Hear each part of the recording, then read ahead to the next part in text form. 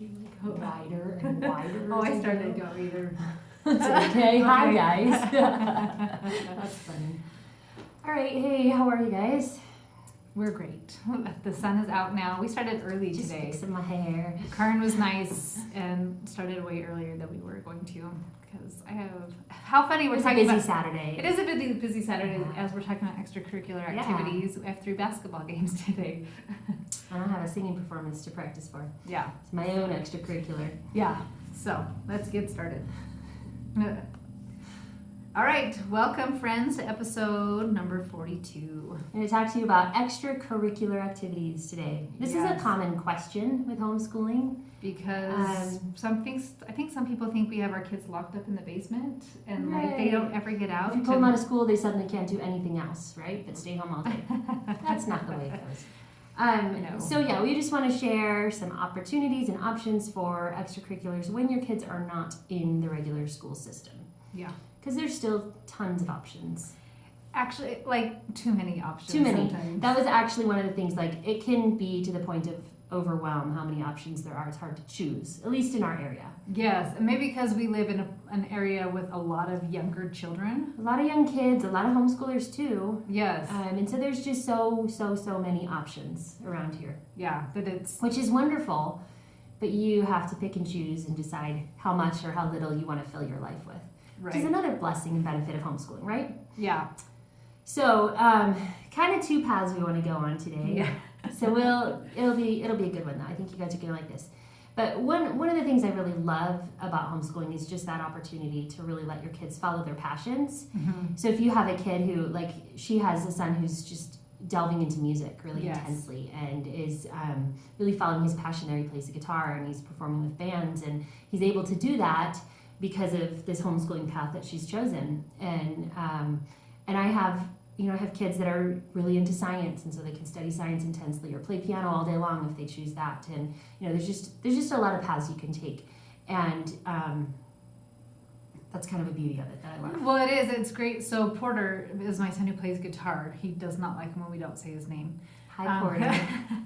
But the beauty of it is that so he does college. And he can do his classes and how much he's supposed to do, and then he practices guitar for 2 or 3 hours a day. And I don't have to ask him. He just he has set that time aside, and then he can go to his band practice, and then he has the group he's in. If you aren't going to be able to be there, you have to have a sub so that your music is being covered, and so people can ask him because they know he has time to then learn their pieces. Yeah. And so it's just awesome that he's 16, almost 17 years old, right?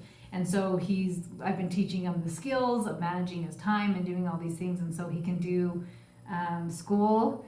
He's kicking butt in his college classes. He's doing awesome. And then still go hardcore with his passion with guitar. Yeah, it's so awesome. And have a job at the same time. Yeah, that's amazing.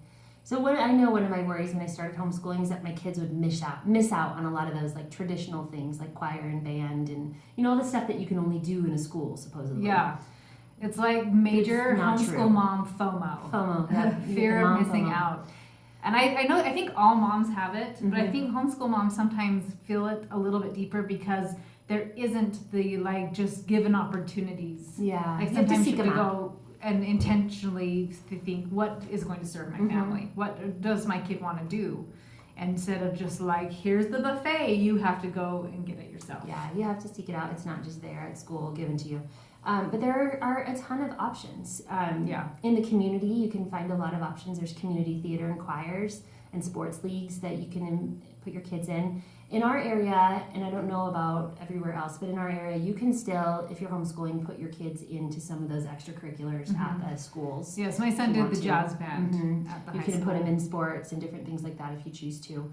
And we have never done that, but it is an option. It is, and it wasn't as hard. The one, when he did it for 9th grade, that's junior high in Utah County, and they didn't even ask a question, and he just was showing up and just was contacting the teacher directly.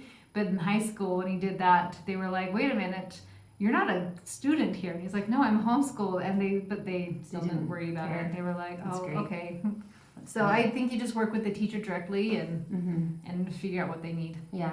And then there, the recreation centers around us have dance and gymnastics and sports and karate and, anything that you could really want as well. And so I think I so have many found, choices. other than tackle football, like I can find all of the things the school offers outside of school. Does that make sense? Like basketball, you have intense leagues that are different than just the city leagues. Right. So let's say you're like hardcore with something, and tackle football is the only one that I've found that once you get to a certain age, it has to go through the school. And everything else, I have found that they have competitive leagues in soccer.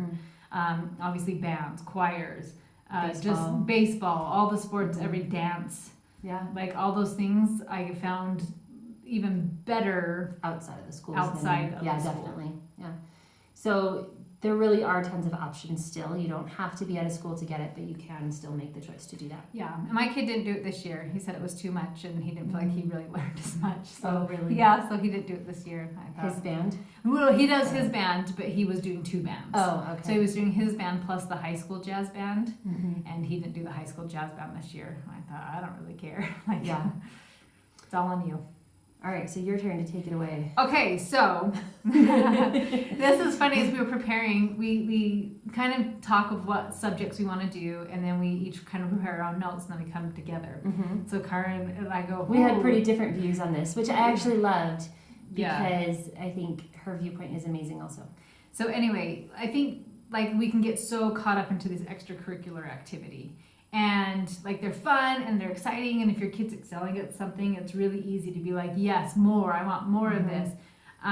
But as I was researching it, and I'm really great at taking my kids right back out. Like if this is not serving our family, I'm done and I'm out. And I took my daughters out of choir in December. I was pretty impressed by that. Yes, and the one's kind of sad about it, and I go, it's not serving our family. Like it's kind of pricey and it's all over the place, and they want at a drop of a hat for me to drive you somewhere that's 45 minutes away, an hour away, and then I have to sit there for a few hours and drive back home. And I thought, my life does not revolve around your extracurricular activity.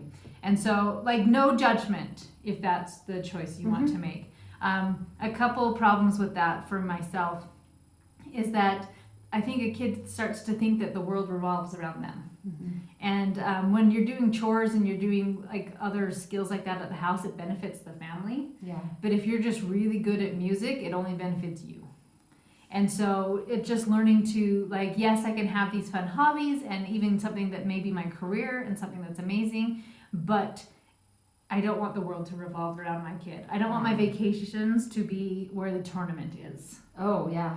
And so, like, neither. Yeah, a couple of them, I think just one of my sisters, or maybe 2 of them, that they do that and they're okay with it. And so, if you're okay with that, way too, because her kids are very into sports and they have a lot of traveling they need to do for that. And I'm like, nope, it does not serve me. I do not want my vacation to be in the middle of no man's land because there's a baseball field out there. Like, I want Puerto Rico with the beach and like the sun and just awesomeness. So that's kind of one of my rants, soapbox. But also, so this next, and I'm probably going to say his last name wrong because that's how I roll. Gordon Neufeld, is that how you say it? I think that's right. N-E-U Feld, Neufeld.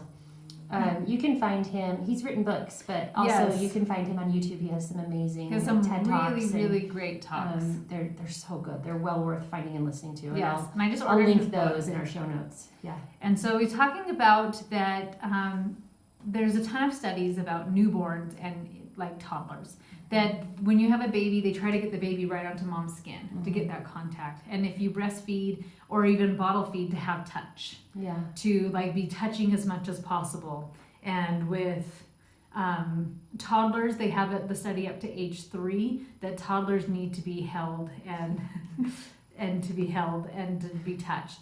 And then they don't have any study after age 3.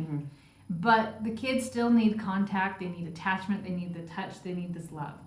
And so if you kind of think of it as a plant, or just like in the universe, there's attachment to everything. Molecules have to attach to one another. The sun is the center and the planets are attached to it.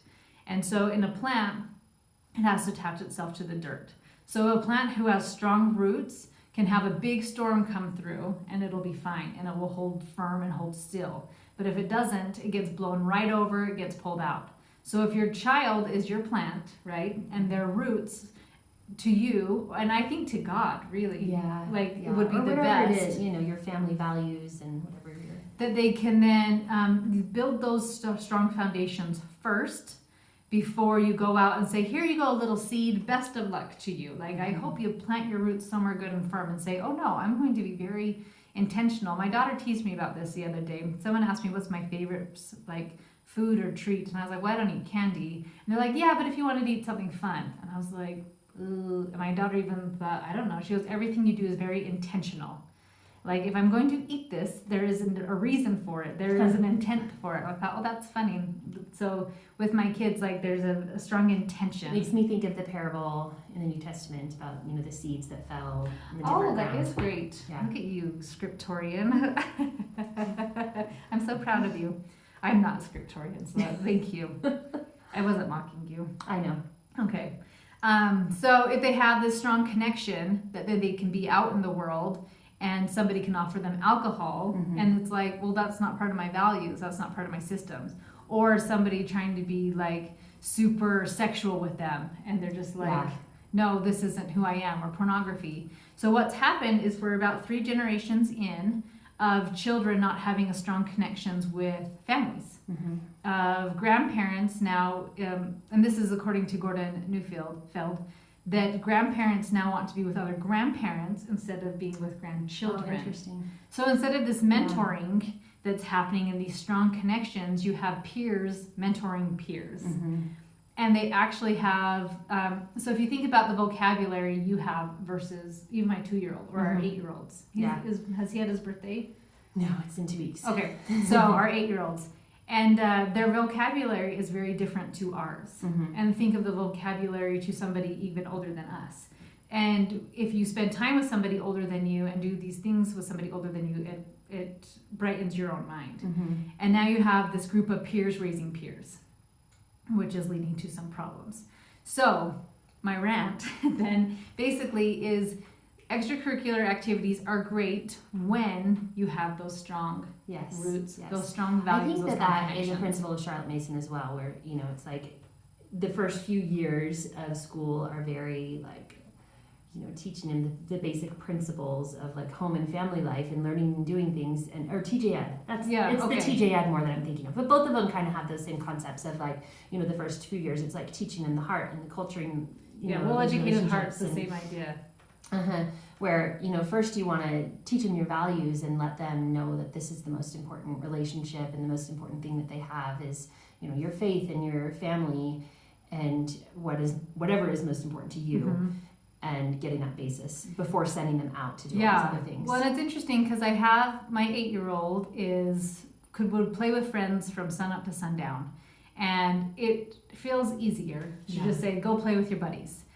But what happens when he starts going with them too much is that he's having other 8-year-olds teach him what is right and what is wrong, what is appropriate, what's inappropriate. And so when he goes with them too often, he comes home and harasses the baby. And then it's like, you have to make a choice. Is it just easier to say, keep going with your friends because when you're home, you're causing problems? Or, which is going to give me bigger problems later, or dealing with the problem now and saying, hey, we're going to actually bring you in. We're going to bring you in, and you're going to go with your friends. He can go with his friends 3 times a week. And we've just kind of limited it so that he can really learn values, to learn like how he behaves when he's with other people, how he behaves with his brother. And his friends aren't naughty. Like, they're not little stinkers throwing rocks at cars, or like they're just kids, but kids can't raise kids. And so like extracurricular activities are fantastic once you have that strong foundation. I think that's a really great point. So I let my kids do one activity. We pretty much do the same thing. Mine are all in piano. And then I have one in dance. So, but it's like our next door neighbors. So I don't feel like it's. Well, we will talk about our co-op. Yes. It fills a lot of these needs. We do a lot of those types of things that are extracurricular type classes at our co-op. We have theater and music and those types of things there. And the kids there have the same values. And so to me, I'm okay with it because it's not like I have to like, okay, let's retrain how to do this. Let's go over this again. So after my rant, here are some good things about extracurricular activities. So like I said, my son who's into music, I couldn't offer that for him. Mm-hmm. I couldn't help him go tour Europe. I couldn't go teach him. Give him a jazz band to Yeah, perform with. or theory. I'm like, he's so into theory. And I was like, oh, I don't know. So it can teach kids things that I cannot, Mm-hmm. especially past the level where I could teach him. So allowing them to really excel, and that's where you're talking about their passions. Yeah. And really being able to get into that. And honestly, sometimes it is nice to give mom a little bit of a break. Mm-hmm. And Definitely. just like, okay, yeah, this is your time where you go do. If it is a break, whatever. if you're not having to be there the whole time or Yeah. driving them hours away or whatever it may be. But yes. Yeah, so I just, I love the simple life, and whenever it gets too busy and too crazy, I pull it back in, and just That's like what I do too. took my girls out of the choir, and it was only one time a week meeting, but it kept changing, and then like saying, okay, now scratch that, it's not on Tuesday anymore, it's on Saturday in a city that's an hour and a half away. And so I thought, this just isn't serving our family. Yeah. So I like to ask that question, does it serve my family? Mm-hmm. And if it doesn't, it's out. And so, yeah, that's kind of like, I don't know, keep your babies home. It's okay to not have them in everything. Yeah, I definitely agree with that. Well, yeah, and I think a lot of people who've had their kids in sports, because you can do tackle football now from first grade, and they're burned out. Oh, mm-hmm. And we even had some friends who've been pulling their kids out of their intense piano, Mm-hmm. their intense gymnastics, Strings, instruments. So all these things that they've been really intense with, they realized it wasn't serving their family. Yeah. And so, and they're like, you have your whole life. If you think like we lived to almost 80. And so if they just get a little taste And of like it. me, you can just learn to play piano in your 40s. Yes. I talked about that in the last episode. I'm learning to make a quilt. That's Ooh, what I'm good going for to you. do. That's right. That's awesome. Yeah, I've I'm done that, excited. So it's like learning doesn't have to just happen. All these extracurricular activities don't just have to happen when they're at home with you. No. Like you can just give them little tastes. Like here's something fun. We can do something fun as a family, or here's one thing that you can go do. But so I guess like this episode to me is saying like extracurricular activities, everything has a good and a bad, just Yeah. like cell phones, Yeah. right? Either you use it as a tool to get better, or it uses you, like you have to pick. It's so true. So, yeah, that's kind of. Do you have anything else to add? Well, I just think often of, friends and family members that I know that are so burnt out in their lives from just the constant go, go, go. And that's going to happen just with busy mom life. Like that's just kind of a normal. But when you can choose what you're putting your time into and when you can choose less, I think that that's always a better choice in general. I know our church leaders have recommended for years of simplifying to not get the burnout, to not get Yeah, so I just do overwhelmed. everything possible to simplify my life. My kids keep getting invited to participate in more things, debate and this community theater and all of these different things. And every time I evaluate it, is this worth it for us and our family in this time in our lives? And we're already so busy, and what will it take away? Because we'll have to give up something to be able to do this thing. Yes. And so you just have to really think that through. Is it worth it to be constantly in your car on the go with your toddler always strapped in the back seat for their nap? Or is it better to just simplify and be home and have less?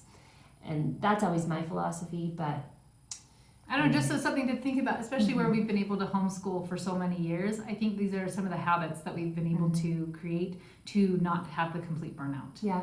And you talked about in the other episode about you had a busy week of doctor's appointments and all this. And so adding just regular life on top of homeschooling, on top of extracurricular activities. And then our church has, Yeah. more activities there. More activities There's there. just always a lot. And so when you keep it to the bare minimum that you can, I feel like that's always best. Yeah, and it'll just help you not have the burnout, and like your kids can do these things when they're older too. Yep. Anyway, we love you guys. Thanks for listening in again, and have a beautiful week. All right, see you guys. Talk to you later.